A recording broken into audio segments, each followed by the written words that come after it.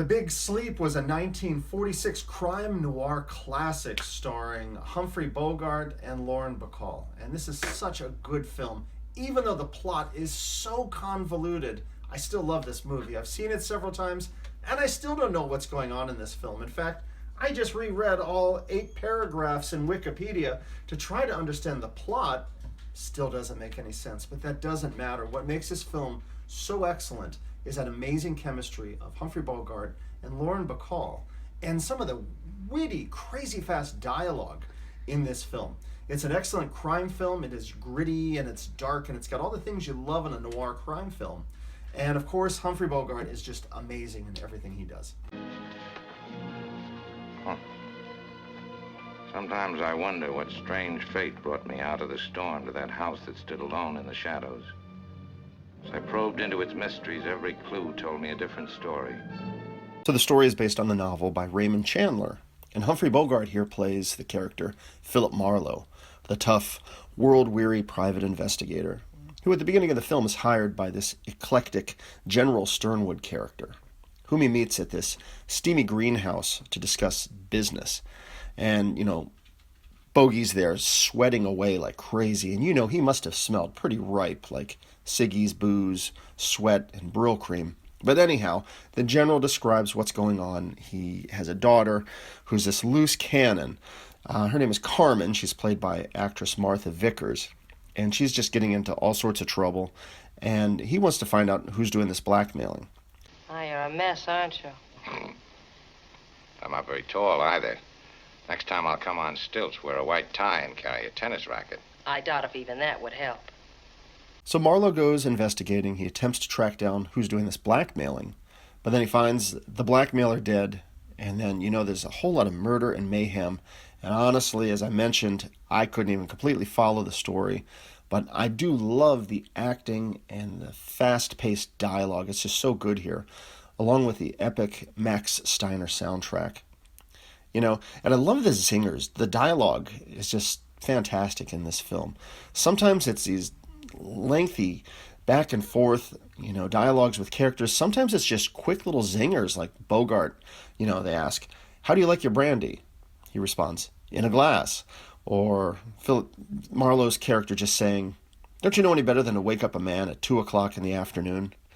Just crazy, goofy little lines of dialogue, but they're brilliant, when you watch it in this film. So here is my sloppy summary of the plot. Marlowe follows the lead to this character, Geiger, who is the blackmailer, goes to his bookstore and eventually follows him home. Outside, he hears a shot and a scream, and he goes in to find that Geiger is dead, and Carmen, the wild daughter of the general, she's there, and she's drugged out of her mind and doing this annoying giggle thing. He takes her home, then returns and finds the dead body gone. He then finds out that General Sternwood's driver was killed and dumped off a pier. So Marlowe returns to the bookstore and follows a car, talks to more characters. More villains are introduced. There's shootings, there's a chase, the police are involved. Other characters get introduced. There's a brief segment where we see Lauren Bacall singing. And there's just lots of stuff going on. And if you really don't believe me on this, just watch the film and you'll see. There's a couple co-stars worth noting here as well. Bob Steele, who plays the bad guy at one point, Torpedo Canino. He was previously in some Western films. He makes a really good bad guy here. And it was also great to see Elisha Cook Jr. And I have seen him in a bunch of these old films, but to me, I'm always going to remember him notably as the character Ice Pick from Magnum P.I. So Bogart goes about his investigation, and it's a little goofy because everywhere he goes, he's got these young, beautiful women who all seem to fawn over him, such as Dorothy Malone in the Acme bookshop. Okay, I get it. That was sort of, I guess, the mystique of the private investigator and so on, but it's a little goofy. But beyond those little details, what the film really boils down to is that awesome chemistry of Humphrey Bogart with Lauren Bacall. And all of their scenes together are just mesmerizing. I think this was the second of their four films together. It was To Have and Have Not that was the first. And it's interesting, too, reading some of the background about how their real-life relationship started then, even though Bogart was married to somebody else at the time. And also there is the note of the creepiness of the age difference. I think Bogart was around 45 and Lauren Bacall was 20. But, that's Hollywood back then, I guess. I also read that he drank like a fish throughout the production of the film, although I don't really notice that as well.